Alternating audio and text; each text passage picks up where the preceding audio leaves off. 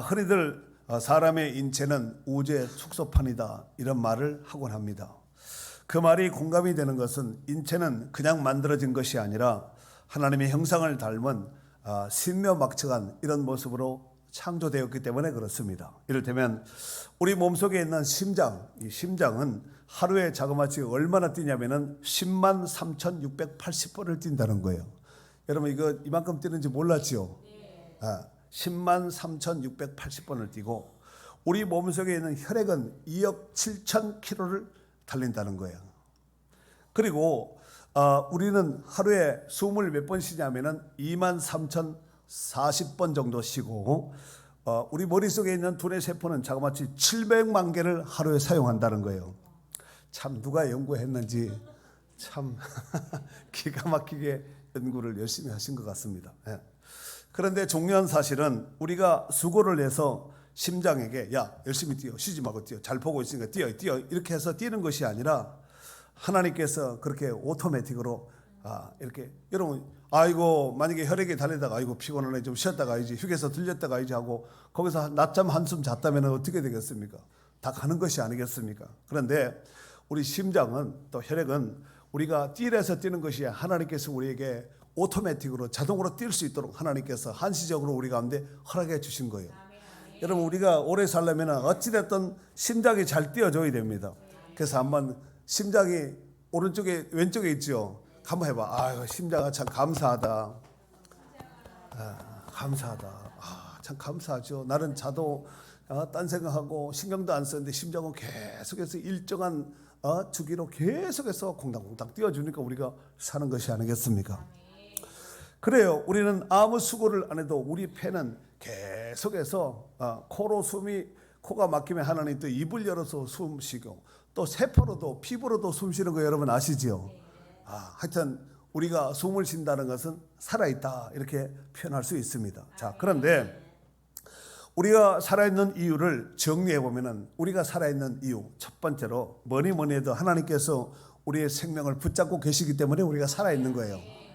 두 번째로는 우리 몸에 있는 머리끝서부터 발끝까지 사지백체 오장육의 모든 장기가 제각각 자기 역할을 원활하게 해주기 때문에 우리가 살아있는 것입니다. 이런 은혜를 잊고 우리가 살아가고 있음에도 불구하고 날마다 감사하기보다는 때로는 원망하고 불평하고 이런 적은 없었는가? 그러니까 원망하고 불평하지 말고 정말 감사해야 돼요. 눈도 보이는 거 감사하고 코로 숨 쉬는 거 귀로 들리는 거 그렇잖아요. 말할 수 있는 거 걸을 수 있는 거 다 생각해 보면 감사하지 않을 것이 하나도 없습니다. 자, 오늘 본 시는 시편 139편은 다윗이 지은 시입니다. 다윗이 인생들에게 하나님께서 행하신 하나님의 오묘한 섭리를 깨닫고 나니까 야, 참 신묘막측하다. 어떻게 이렇게 신묘막측할 수 있을까 하면서 탄식하면서 지은 시가 시편 139편이라고 볼 수 있는데 그 중에서 오늘 메인 본문은 4절인데 다 같이 한번 읽도록 하겠습니다. 읽어봐요. 내가 주께 감사하옴은 나를 지으심이 심히 기묘하심이라 주께서 하시는 일이 기이함을 내 영혼이 잘 아나이다. 다시 뭐라 그랬어요? 내가 주께 감사하는 것은 나를 지으심이 그냥 지은 것이 아니라 심히 기묘하심이라. 기기묘묘하게 하나님께서 사람을 지었다는 거예요. 그렇잖아요. 참 기가 막히게 하나님께서 하나님의 창조의 마지막 걸작품이 인간이 아니겠습니까? 기가 막히게 지은 거예요. 이것도 샘플이 뭐냐면 원판이 뭐냐면 하나님을 닮은 하나님의 형상을 닮아서 우리를 지었다는 거예요.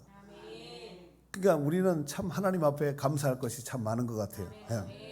그래서 다윗이 고백을 주께서 하시는 일이 기이함을 내 영혼이 잘 아나이다.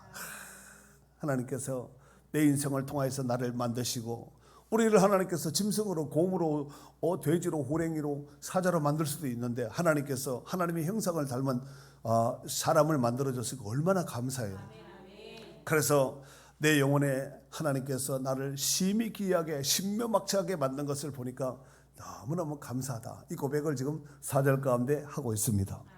자, 그렇다면 다윗은 어떻게 인간의 삶 속에서 깊이 개입하신 또 역사하신 하나님의 오묘한 섭리를 그렇게 알 수 있었을까요? 그것은 바로 성령님께서 다윗에게 깨달음을 주셨기 때문에 알았던 거예요.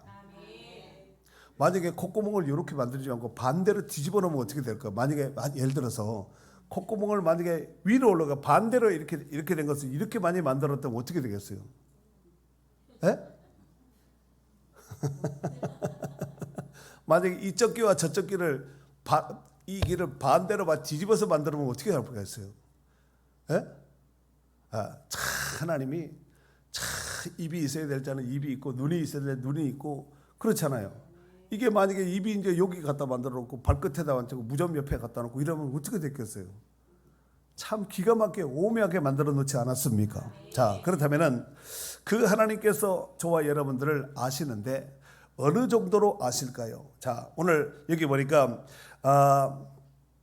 주께서 하시는 일이 기이함을 내 영혼이 잘 아나이다. 잘 안다고 고백하지 않았습니까?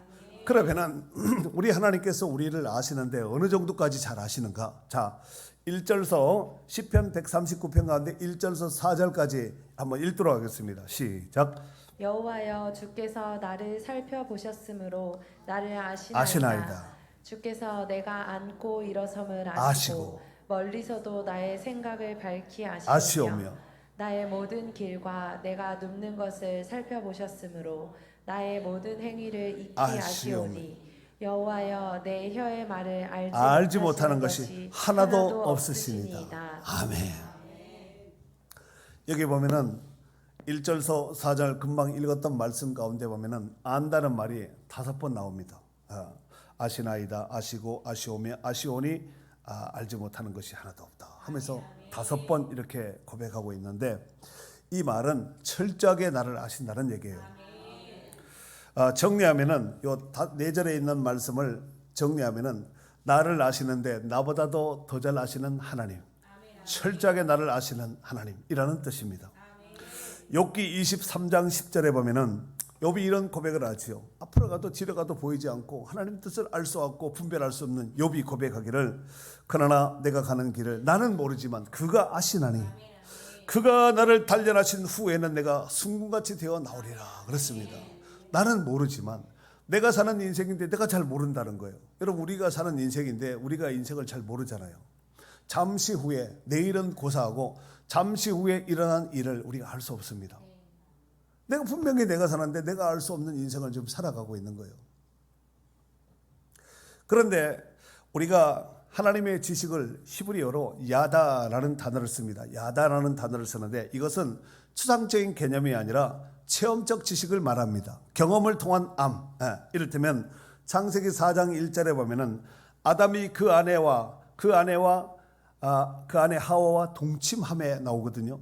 또 마태복음 1장 25절에 보면은 아들을 낳기까지 동침치 아니하더니 이 동침이라는 단어가 나오는데 이게 바로 야다라는 단어를 씁니다. 즉 경험을 통한 암, 그냥 추상적으로 머리로 그럴 것이다 이게 아니라 경험을 통한 알물 야다라는 단어를 쓴다는 것입니다. 사랑하는 성도 여러분, 우리가 믿는 하나님은 우리에게 없는 하나님께만 있는 고유적인 특징이 있습니다. 그것이 뭐냐면 첫 번째 하나님은 영입니다.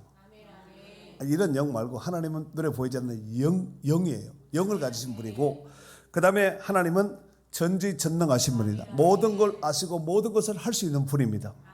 그리고 세 번째로 하나님은 무소부재하신 분입니다. 무소부재라는 것은 온 땅에 편만해서 안 계시는 곳이 없다는 얘기예요.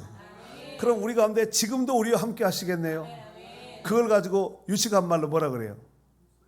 임마누엘이라고 말하려고 그랬지요. 임마누엘, 하나님이 우리와 함께 하시는 거예요. 자, 그렇다면은 오늘 1절서 4절 가운데 뿐만 아니라 이제 시편 139편에 보면 이 알다 야다라는 말이 계속해서 반복되는 것이 굉장히 많이 나옵니다. 자, 그렇다면은 하나님께서 우리를 아시는 정도는 어느 정도일까? 자, 한번 여러분은 눈으로 쏙사포 같이 보시면 됩니다. 제가 거기만 포인트만 탁 읽어드릴게요. 자, 2절에 보면은 모든 일거수일투족을 다 아신다 그랬습니다. 그죠? 주께서 내가 앉고 일어섬을 아시고 멀리서도 나의 생각을 그냥 아는 것이 아니라 밝히 안다는 거예요. 밝히 안다는 얘기는 다 안다는 얘기지요. 또 2절에 보면은 모든 생각을 아신다고 했고, 3절에 보면은 모든 습관도 아신다고 했고, 또 3절에 보면은 모든 행위를 아신다고 했고, 4절에 보면은 말과 혀의 모든 것을 다, 우리가 말하고 하는 모든 것들을 다 아신다는 거예요. 16절에 보면은 출생 전에 미리 우리를 이미 알고 계셨고, 23절에 보면은 마음과 뜻을, 우리의 생각을 다 알고 계신다라고 말씀하고 있습니다. 그렇다면은 하나님께서 저와 여러분을 아시는데, 그래서 어쩌자는 얘기예요. 하나님이 우리를 다 아는데 그래서 어쩌자는 얘기예요. 그것은 하나님께서 저와 여러분을 알고 있다는 뜻은, 성경에서 말하고 있는 뜻이 뭐냐면은, 하나님은 우리 한 사람 한 사람에게 하나님의 선한 계획을 가지고 있다는 거예요. 하나님의 계획은 악한 계획이 아니라 하나님의 계획은 항상 선한 계획을 가지고 있습니다. 악인에게도 선한 계획을 가지고 있다는 것이죠. 그래서 17절 18절 한번 읽어줘 보세요. 하나님이여, 주의 생각이 내게 어찌 그리 보배로우신지요, 그 수가 어찌 그리 많은지요. 내가 세려고 할지라도 그 수가 모래보다 많도소이다. 내가 깰 때에도 여전히 주와 함께 있나이다. 아멘. 하나님이여, 하나님의 생각이 내게 어찌 그리 보배로운지요. 하나님의 생각은 보물 같다는 얘기예요. 보석 같다는 얘기죠. 우리를 향한 하나님의 생각은 보물 같은, 보석 같은 생각을 가지고 계신다는 거예요. 또 그 수가 어찌 그리 많은지요, 얼마나 많은지.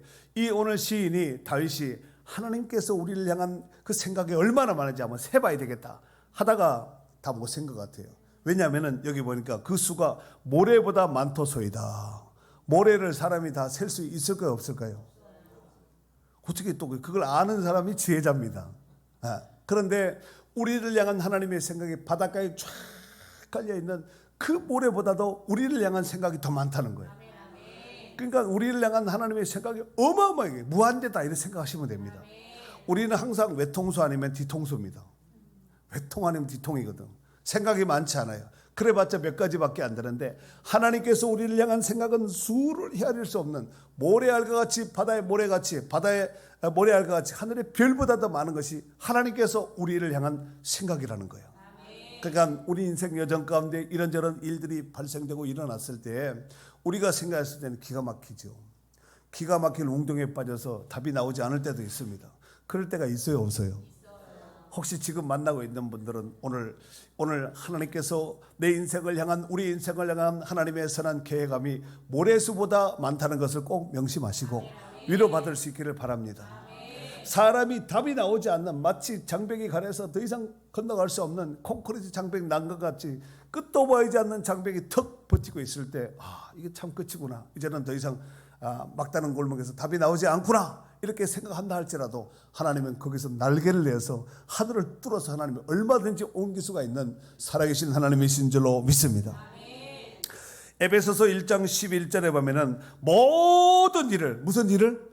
모든 일을 그의 뜻의 결정대로 일하시는 이의 계획을 따라, 모든 일을 그의 결정대로 일하시는 이의 계획을 따라 우리가 예정을 입어 그 안에서 기업이 되었으니, 그렇습니다. 모든 일을 누가 하냐면은 그분의 결정대로 하는 거예요. 우리 결정대로 어떤 일이 된 것 같지만 하나님이 우리를 통해서 그 결정을 하신 거예요. 이와 같이 하나님의 모든 계획은 선하신 계획임에도 불구하고 사람의 계획은 어떤가? 항상 악을 쫓아 살고 세상을 쫓아 살기 원하는 것이 사람의 계획과, 참 신기해요. 그래서 창세기 6장 5절에 보면은 여호와께서 사람의 죄악이 세상에 가득한가, 세상에 가득한가, 그의 마음으로 생각하는 모든 계획이 항상 악한 뿌림을 보시고 그랬습니다. 계획하는 것이, 선한 것이 항상 악한 계획을 가지고 있다는 거예요. 그러니까 성경에는 사람의 태어나면서부터 응애하고 딱 태어난 그 순간서부터 이게 악인이 태어난 거예요, 선인이 태어난 거예요? 아기가 태어날 때 악인이 태어난 거예요, 선인이 태어난 거예요? 가만히 있는 분들은 세모인가? 악인이 태어난 거예요, 선인이 태어난 거예요? 그래서 예수님이 필요한 거예요. 아이들한테도 예수님이 필요하고, 아니 태어나기 전에 이미 다윗은 모태에서부터 죄악 중에 출생했다고 이렇게 고백하지 않았습니까? 그러니까 사람은 성악이에요. 성악. 악한 존재입니다. 예수님이 필요한 존재라는 얘기입니다. 신명기 9장 24절에 보면은 내가 너희를 알던 날부터 너희가 항상 여호와를 거역하여 왔느니라. 그냥 어쩌다가 거역한 것이 아니라 항상 하나님을 거역했다는 거예요. 기분 나쁘게 생각하지 마세요. 사랑하는 성도 여러분, 사람이 어떤 물건을 만들거나 아니면 시장에서 물건을 사거나 할 때에 그것을 통하여서 뭔가를 만들었다, 뭔가를 샀다, 구입했다. 이것은 그것을 통해서 무엇인가를 하기 위해서 사거나 만들겠죠. 아무 생각 없이 돈질을 하려고 이렇게 쓰는 것은 아니잖아. 뭔가를 만들었다, 뭔가를 샀다, 구입했다, 막 쿠팡에서 뭘 구입했다 이러면은 뭔가를 하려고 구입한 것이 아니겠습니까? 그런 관점에서 볼 때에 하나님께서 세상을 창조하시고 그 가운데 사람을 만드셨을 때는 분명한 하나님의 목적이 있어서 우리를 지으셨다는 거예요. 그래서 우리는 이 땅에 그냥 태어난 것이 아니라 역사적인 사명감을 가지고 태어났다는 거예요. 맞아요, 틀려요? 그냥 어쩌다가 실수로 태어난 것이 아니라 하나님의 역사적인 사명을 감당하기 위해서 우리는 이 땅에 태어난 거예요. 왜 태어났다고 말을 하지요? 태에서 나왔기 때문에 태어났다고 하는 거예요. 자, 중요한 사실은 만들어지고 창조되어진 모든 피조물들은 그것을 만든 창조자의 의도대로 쓰임받고 쓰임받을 때 효용 가치가 있고 의미가 있는 거예요. 물건이, 내가 물건을 샀다면 이 물건이 주인이 그 물건을 산 사람에게 있어 뭔가 의도에 맞게 쓰여질 때 효용 가치가 있다는 얘기예요. 맞죠? 이사야 43장 21절에 보면은 이 백성, 하나님께서 말씀하시고 이 백성은 내가 나를 위하여 지었나니 나의 찬송을 부르게 하리 함이라. 나의 찬송을 부르게, 세상 노래 부르는 것이 아니라 하나님께 영광 돌리고 하나님을 찬양하기 위해서 우리를 지었다는 거예요. 그러니까 찬양은 이 땅에서 뿐만 아니라 천국 가서도 해야 돼요. 기도는 천국 가서 할 필요 없잖아요. 예? 거기 가서도 막 구해야 되나? 찬양은 이 땅에서도 하나님께 영광이고 그 땅에서도 하나님께 영광 돌리는, 하여튼 찬양 싫어하는 사람은 천국 가도 지옥일 것 같아요. 그 찬양을 많이 부르고 좋아하셔야 돼요. 고린도전서 10장 31절에 보면은 여러분 잘 아시는 바와 같이 그런즉 너희가 먹든지 마시든지 무엇을 하든지 다 하나님의 영광을 위하여 하라 그랬습니다. 먹어도 마셔도 무엇을 한다 할지라도 다 하나님의 영광을 해서, 그러니까 모든 것이 하나님께 영광 돌리는, 그래서 어떤 분은 그렇게도 표현하더군요. 우리는 하나님의 기쁨조다. 하나님이 기뻐하고 하나님이 원하시는 것을 다 하는 거예요. 하나님이 기도하면 기도하고 전도하면 전도하고 예배하면 예배하고 섬기라면 섬기고. 아멘. 우리가 이것을 발견하지 못한 사람은 인생을 허둥지둥하다 인생이 끝날 수도 있습니다. 하지만 이것을 발견한 사람은 행복자 중에서 행복자인 줄로 믿습니다. 이걸 발견하는 거예요. 내 인생은 하나님께서 내가 어떤 일을 한다 할지라도 하나님의 영광 가리지 않고 죄 짓지 않는 것이라면 괜찮습니다. 어떤 직업, 어떤 일을 한다 할지라도 하나님의 영광 가리지 않고 죄 짓는 것이 아니라면 해야 됩니다. 그래서 하나님께서 내 인생을 통한 원하는 것이 무엇인가, 이걸 발견해야 돼. 이걸 발견하지 못하고 엄한 데 가서 엉뚱한 짓 하면 안 되고, 하나님께서 나를 통해서 무엇을 원하시는가, 이걸 분별하고 이걸 발견하고 찾아내야 된다는 거예요. 근데 가끔씩 그런 생각 해봐요. 만약에 손흥민 선수한테 씨름을 시켰으면 어떻게 할까? 에? 손흥민 선수한테 예를 들어서 씨름을 시켰다면 어떻게 할까요? 말이 되는 것 같지만 좀 그렇지요. 만약에 김연아 선수한테 예를 들어서 뭘 할까요? 그 김연아한테 씨름을 많이 가르쳤으면 어떻게 할 뻔했어요? 에? 그 리부스의 동물학교 중에서 그런 거 나오잖아요. 독수리는 나는데 천재 나는데, 다람쥐는 나무 기어 올라가는데 천재예요. 토끼는 달리기 선수예요. 물고기, 거북이 이런 거는 수영 선수예요. 만약 그걸 좀 엉클어서 막 흩어가지고 다시 독수리한테 수영을 가르치면 어떻게 될까요? 에? 만약에 오리한테 달리기 시키면 어떻게 되겠어요? 오리한테 달리기 시키면 안 되잖아요. 그러니까 하나님께서 그 동물들에게 천부적인 제 기능이 있듯이 우리에게도 천부적으로 하나님께서 주신 그걸 달란트라 은사라 그러지 않습니까? 그걸 찾아내야 된다는 얘기예요. 탕자가 아버지 집을 떠날 때, 나설 때 아버지는 그 아들이 이미 망하고 망할 것이라고 이미 알고 있었습니다. 저거 떠나가면은 지금 막 의기가 막 충만해서 뭔가를 할 것 같은 의욕이 넘치지만 나가면은 뻔하가 집 나가면 뭐예요? 그냥 고생이야. 개고생인데 아버지는 이미 알고 있었던 거예요. 그 공동체를 떠나면 아들이 어떻게 된다는 것을 알고 있었습니다. 근데 허락을 하거든요. 워낙 아마 빡빡 우기니까 아마 그랬을 것 같아요. 한번 해봐라. 그런데 아버지 예측대로 망하는데 그냥 망한 것이 아니라 쫄딱 망해버리죠. 거지 중에서도 상거지가 됩니다. 그런데 아버지는 망할 정도가 아니라 망한 데는 반드시 얘가 돌아올 것이다. 알고 있었습니다. 그 근거가 뭘까요? 아버지가 집이 아직 상가가 많은데 아버지가 이미 바깥에 나와서 동구 밖에서 우리식으로 말하면 기다리고 이제나 저제나 시간만 하면 그 앞에 서서 들어올 길, 그 길밖에 없으니까 올리웨이죠. 하나님께 가는 길은 그 길밖에 없듯이 그 길밖에 없으니까 그 길목에서 빨리 보일 수 있는 최대한 멀리 보일 수 있는 언덕을 한번 올라갔을 것 같아요. 그리고 그 정도뿐만 아니라 제일 좋은 옷을 준비해놓고 살찐 송아지를 치고 준비해놓고 다 준비해놓군요. 돌아오면 하려고. 그때 아버지가 돌아왔어요. 야, 옷만 들어라. 야, 소죽에서 한번 살찐 소가 있는데 찾아봐. 이렇게 한 것이 아니라 이미 다 준비해놓고 깨지고 망가지고 박살난 인생이 되어서 온다는 것을 아버지는 이미 알고 있었는 거예요. 그 아버지는 바로 하늘 아버지, 우리 하나님의 아버지를 대변하고 예측하고 예표로 보여주는 것이 아니겠습니까? 그러니까 우리 인생도 아무리 심각하게 망가지고 깨어진 삶이라 할지라도 하나님은 모든 것을 어떻게 아신다고요? 모든 것을 아시는 하나님이에요. 우리를 잘 알아요. 우리가 실수하고 넘어지고 망가지고 깨어지고 물론 가끔씩 홈런 치고 안타 치는 것도 있겠지만 우리 인생 가운데서 실수하고 죄 가운데 허덕이고 잘못하고 이것을 하나님 잘 아시.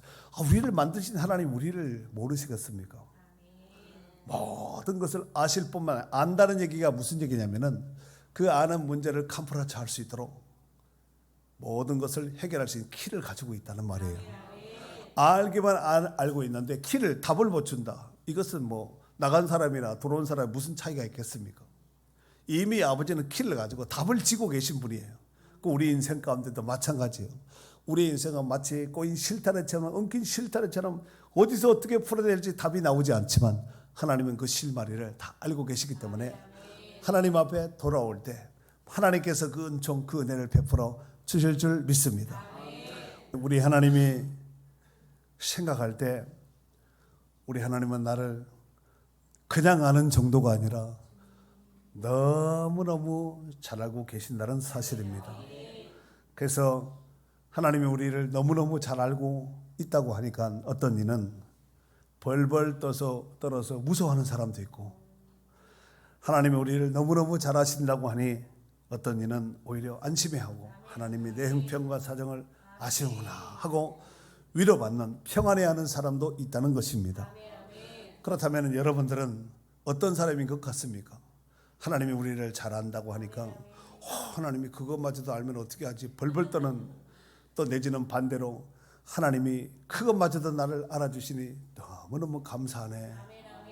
작은 신음소리에도 하나님이 잊지 않고 탄식하시고 응답해 주시는 살아계신 하나님이신 줄로 믿습니다. 분명한 사실은 죄 짓고 하나님을 떠난 인생들에게는 그 어느 곳 우리 성경에 보면은 그러잖아요. 7절에 보면은 7절 내가 주의 영을 떠나 어디로 가며 주의 앞에서 어디로 피하리까? 내가 하늘에 올라갈지라도 거기 계시며 수월에 내 자리를 펼지라도 거기 계시니이다. 내가 새벽 날개를 치며 바다 끝에 가서 거주할지라도 거기서도 주의 손이 나를 인도하시며 주의 오른손이 나를 붙드시리이다. 그렇습니다. 아까 하나님의 속성 가운데 세 번째 제가 뭐라 그랬죠? 무소부재하시는 하나님, 온 땅에 편만하시고 안 계시는 곳이 없으시는 하나님, 하늘 끝에 우주 끝에 땅속 깊은 곳에 바다 깊은 곳에 간다 할지라도 멀리 우리가 생각할 때 멀리 간 것 같지만 멀리 가봤자 하나님 보셨을 때 얼마나 멀리 갔겠습니까? 그렇잖아요. 그러니까 하나님은 거기서도 하나님께서 이끌어내신다고 말씀하셨습니다. 그러니까 우리 인생 가운데 떨어지고 실패하고 망하고 깨지고 떨어져서 저 밑에 마치 지옥의 나라까지 떨어지는 살아있으면서 산 지옥을 경험한 자 할지라도 하나님께서는 곧 거기서도 하나님 끌어올릴 수도 있는 분이에요. 아까 두 번째 하나님은 두 번째 뭐라고 그랬어요? 전지전능하신, 못할 것이, 모든 것을 아시고 못할 것이 없으시는 살아계신 하나님이라고 말씀드리지 않았습니까? 그러니까 능력이 있는 하나님이에요. 그 능력이 있는 하나님은 우리 인생을 향해서 계획함이 수가 많다고 말씀을 했고, 그 수에 대해서 얼마나 많은 수를 가지고 있냐면은 바닷가의 모래알갱이보다도 수가 많다고 말씀하고 있습니다. 외통수, 뒤통수하고 뒷북 정도가 아니라 하나님은 어마어마한 무궁무진한 무한대의 수를 하나님이 가지고 계신다는 거예요. 왜 무한대일까요? 하나님은 무한하신 분이기 때문에 그렇습니다. 사람은 유한된 존재이지만 하나님은 무한하신 분이기 때문에 그렇습니다. 창세기 3장 10절에 보면은 이르되 내가 동산에서 하나님의 소리를 듣고 내가 벗었으므로 두려워하여 숨었나이다. 나무 뒤에 숨으면은 하나님이 안 보일 줄 알고 숨었을까요? 아마 부끄러워서 숨었겠지요. 그래서 두려워하여 숨었다. 여러분, 하나님을 떠나고 하나님 앞에 범죄하고 죄진 인생은 두려울 수밖에 없습니다. 그래서 하나님을 떠나 불안 속에 살아가는 인생들을 향해서 주님은 오늘도 이와 같이 초청하고 있지요. 마태복음 11장 28절에 보면은 수고하고 무거운 짐진 자들아 다 내게로 오라 내가 너희를 쉬게 하리라 했고, 이사야 1장 18절 여러분 잘 아시는 바와 같이 오라 우리가 서로 변론하자. 너희 죄가 주홍 같을지라도 눈과 같이 희어질 것이요 진홍같이 붉을지라도 양털같이 희게 되리라고 그랬습니다. 누구에게? 오는 자에게 하나님께서는 무한한 은총 은혜를 베푸신다고 말씀하고 있습니다. 이사야 31장 6절에는 이스라엘 자손들아 너희는 심히 거여가 있던 자에게로 돌아와라 그랬어요. 그냥 거여간 것이 아니라 심히 거여가 있던 하나님을 떠났던 그들에게도 하나님께서 그래도 돌아오라는 거예요. 예레미야 29장 11절에 보면은 여호와의 말씀이니라 너희를 향한 나의 생각을 내가 아나니 너희를 향한 내 생각을 내가 안다. 평안이요 재앙이 아니니라. 너에게 미래와 희망을 주는 것이라 그랬습니다. 두려움을 주고 재앙을 주고 희망을 꺾고 마치 매를 들 때 무한대로 든 이런 하나님이 아니라 때로는 징계도 필요하고 매도 하나님이 때릴 때도 있지만 그래도 그 매를 영원토록 매를 들지 않고 영원토록 징계하지 않고 하나님이 또 회개하고 돌이킨 자에게 돌아오는 자에게 무한한 자비와 은총을 베풀으신 모습을 볼 수 있습니다. 그러니까 인생에 이런저런 문제, 꼬인 문제, 깨진 문제, 상한 문제, 망가진 문제라 할지라도 답은 돌아오는 것이 답이에요. 거기서 아무리 고민해봤자 답이 나오지 않습니다. 사람의 머리는 외통수, 뒤통수, 앞북, 뒷북 아니면 별로 의미가 없지. 그러나 하나님은 우리를 향한 계획함이 많다는 것입니다. 사랑하는 성도 여러분, 인생의 삶은 한 치 앞도 예측할 수 없는 불안하게 짝이 없는 삶 속에서 우리가 살아가고 있습니다. 하지만 분명한 사실은 주님 안에 거하는 자는 절대로 불안해할 필요가 없습니다. 오히려 폭풍 중에서도 평안과 안정을 누리게 될 줄 믿습니다. 그러므로 망가지고 깨어진 모습이라 할지라도 그 모습 그대로 그냥 나오시면 됩니다. 탕자가 목욕 재개하고 이발하고 옷 갈아입고 이렇게 온 것이 아니라 그 모습대로 왔듯이 그대로 오시면 됩니다. 하나님이 그것마저도 아시는 분이기 때문에 그렇습니다. 우리를 잘 아시고 우리를 지으신 하나님은 얼마든지 넉넉히 고칠 수 있고 우리를 새롭게 할 수 있습니다. 주님 안에 참된 평안을 누리며 참된 승리를 누릴 수 있는 축복된 성도들이 될 수 있기를 주의 이름으로 축원합니다.